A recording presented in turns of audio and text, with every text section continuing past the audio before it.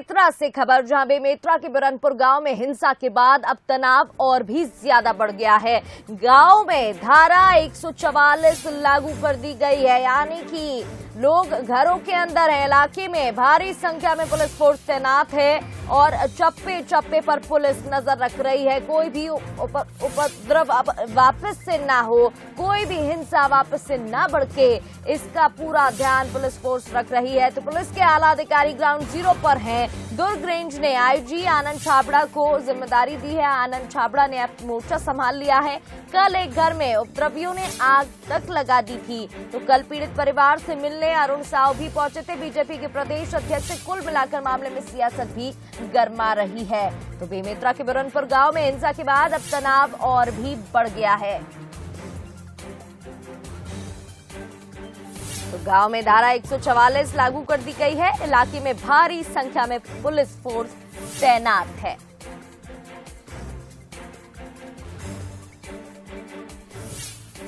तो इलाके में भारी संख्या में पुलिस फोर्स है। पुलिस के आला अधिकारी ग्राउंड जीरो पर तैनात है।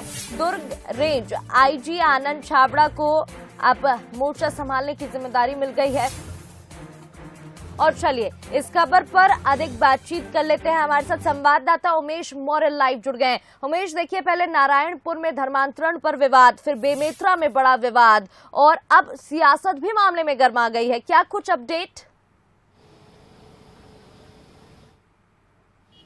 देखिए प्रगति, अगर इस पूरे घटनाक्रम को देखें तो दो छोटे बच्चों के झगड़े थे और ये झगड़ा इतना बढ़ गया कि ये सामुदायिक झगड़ा बन गया, जिसको लेकर पूरे प्रदेश में आप देख सकते हैं किस तरीके से जन आक्रोश था और बंद का आह्वान किया गया था विश्व हिंदू परिषद के द्वारा। इसके साथ ही स्थिति ये हो गई, प्रदेश में तो बंद का आह्वान जरूर किया गया था, लेकिन बीरन गांव में जो है वो तनाव की स्थिति बढ़ती गई। यहाँ पर बड़ी संख्या में बाहरी जो लोग हैं वो यहाँ पर प्रवेश कर दिए थे। इसके साथ ही इस पूरे मामले को अगर आप देखें तो ये पूरा मामला सियासती रूप ले चुका था।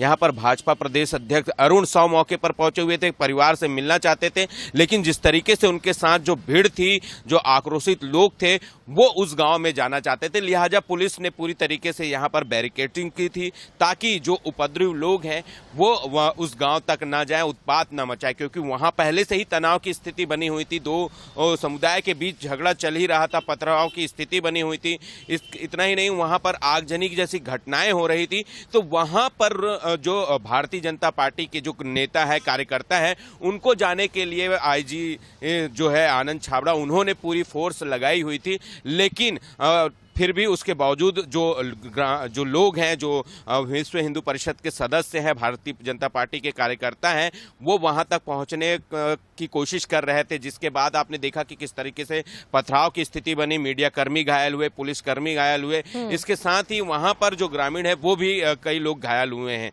अभी स्थिति यह है कि धारा 144 अभी भी लागू है। गांव में किसी प्रकार से धरना, जुलूस और सभा जैसी स्थिति नहीं होगी आने वाले प्रभावी दिनों तक। जब तक कि जिला प्रशासन कोई दूसरा आदेश जारी नहीं कर देता, तब तक के धारा 144 लागू होगी। फिलहाल अभी भी तनाव की स्थिति बनी हुई है, लेकिन ये जरूर है की स्थिति यहाँ पर देखने को मिल रही है। बहुत बहुत शुक्रिया तमाम बातचीत के लिए। अपडेट आपसे लेते रहेंगे, नजर आप बनाए रखिएगा। तो देखिए, बेमेतरा के बिरनपुर गांव में हिंसा के बाद अब तनाव और बढ़ गया है।